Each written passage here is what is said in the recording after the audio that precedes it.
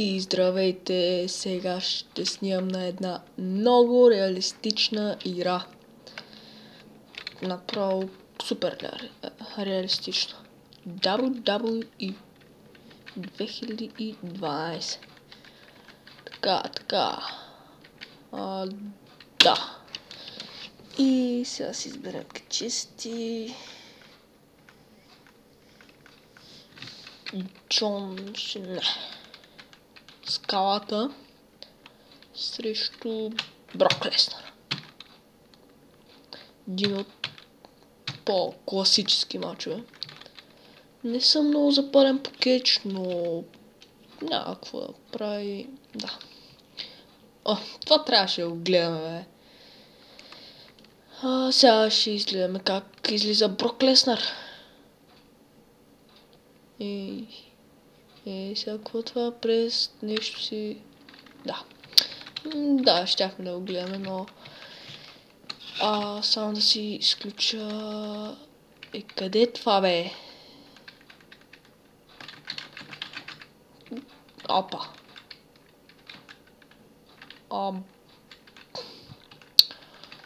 Камерата искам да си изключа, бе. Да, той не може да се предаде. Защото това е мач само до туш. Къде се качваш там, бе? Ай, падай. И това няма да е нова поредица, само е така да имам клип. Не оцели скалата. И сега скалата е повален. Извън ринга. Удари от скалата. Брок Леснар. Какъв удар. Мисля, че попадна точно в главата на Брок Леснар. И двамата кечисти са доста здрави. И като физика, и имат огромна класа и огромен опит. Затова този мач ще е доста интересен. Сега скалата тръщна на земята Брок Леснар. Нищо не направи с този ход. Затова казах, че е много реалистична играта, нали? Опита се да направи копия с скалата. Сега хватка за предаване от страна Брок Леснар. Скалата се измъква. Какъв блок. Какви си тия шутове? И тук още един страхотен блок, този път от страна на Брок Леснар. Ето за това ви говорих, че и двамата качисти имат... Какво ми са пери, бе? Имат огромна класа и опит. Тук. Не знам фатката как се нарича. Да, фърли го на пода. Зашеметен е Брок Леснар. И копия от скалата.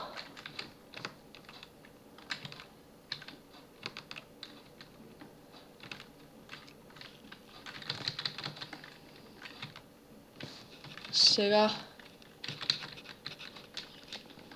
отново скалата взима превеза в този матч.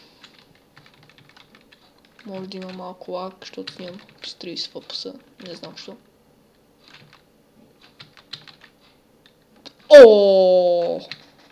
Прекрасен удар.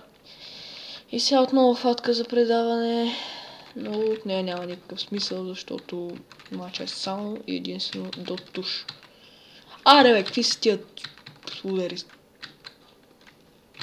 Но тук копия и от Брок Леснар. Сега той взима превес. Просто уникален матч се получава. Ето още едно копие. Скалата приканва Брок да се качи на ринга и ето отново блок. Мисля, игра на трудност нормал. Сега скалата е зашеметен.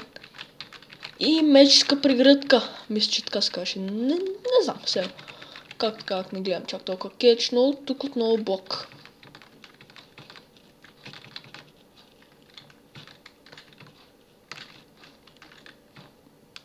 И пак скалата. Както казах, хвърли го на пода.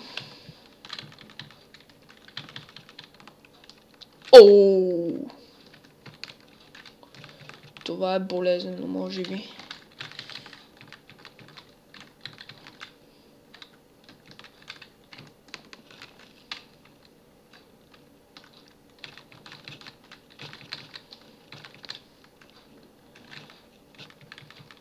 Доста добър двубой се получава до сега и двамата кичисти имат силни и слаби моменти, но скалата се представя по-добре. Ето още едно копие от негова страна. Този път и от Брок Леснар виждаме подобно изпълнение. И ето отново още един блок. О, прекрасно просто. Моля ли някаква фатка? Не. Той то. Аре бе, какво ми се оттягаш там бе? Както и да е сега. Сега скалата сваля Брок извън ринга, но нищо не направи.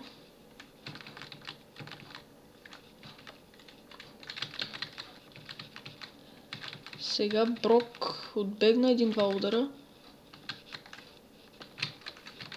Но тук скалата сега е на земята. Просто... Оу! Отново болезнен удар. И прекрасен ход от скалата. И пак хватка за предаване. За какво ги правят тези хватки? Аз даже не знам как се правят, но... И Брок Леснар отново удря скалата, но той си го връща. Тук Брок отбегна тази атака, но не и този удар.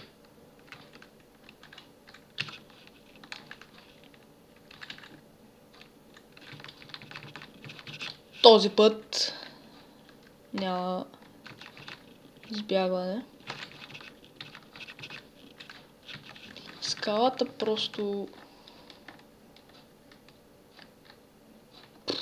чупи Брок Леснар. Потроши го.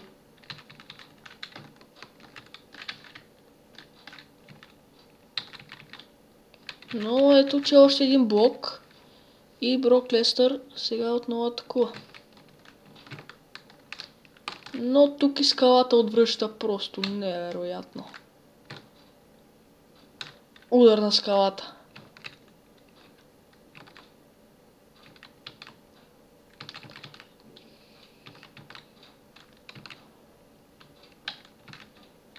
Сега как се правят тия... О, вратотрушач ли се казва това, не знам. Чува се как се правят спешъл фатките.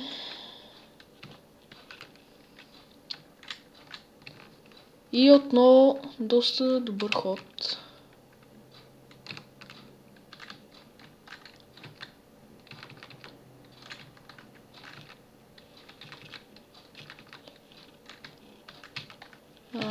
Така. И отново копие. За какво това го правя? И сега скалата ще налага Брок Леснар с маса.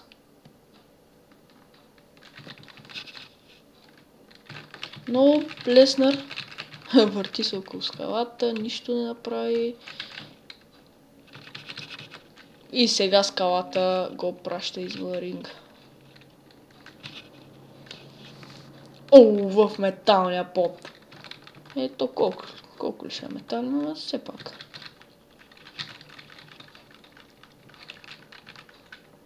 Доста оспорван двубой се получава. И скалата отново бута Брок на земята. 1, 2, 3 и нищо не направи.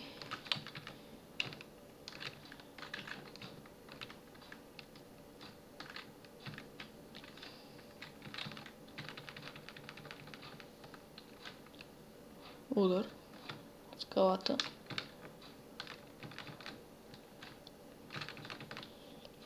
Абе, не мога да се сетя как се правиха специалните хватки. Помня, че това трябва да ти е червено, но как точно с кои копчета? Тези... не.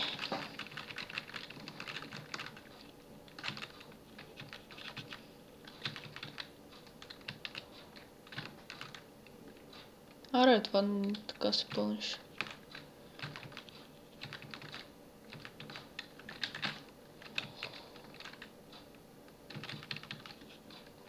И Брок Леснар отново е на земята. Колко ли му остава?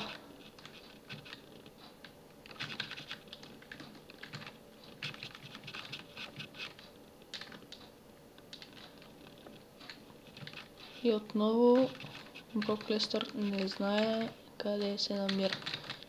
Отново е зад въжето. Просто феноменален ескалата в този матч.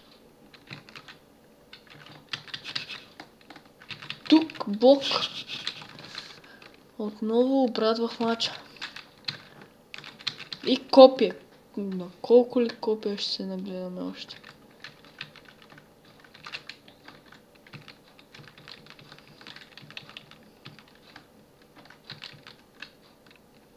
И отново Брок Леснар е на земята. Първи опит за туш в матча. 1, 2 и това е победа за скалата след един унищожителен удар. Той успява да тушира Брок Леснар и това е края на епизода. Ако ви хареса тази поредица, пишете. Ще направя още мачове. Да, пишете в коментарите или на лично. Също така посетете профила на Metal. Там може да видите новите ни клипове заедно, в които и аз не оцеляваме на Майнкрафт, аз не снимам. Можете да видите даже в моя профил, имам колекция. Аз не снимам, защото той каза, че му лагил като снимаме и двамата. Не знам. И ако искате, мога да започна, примерно, King of the Ring или Title Match, но само че трябва да ми кажете как се сейфа. Защото... да, както е. И ако я харесва поредицата, пишете, оценявайте, също така, посещайте ми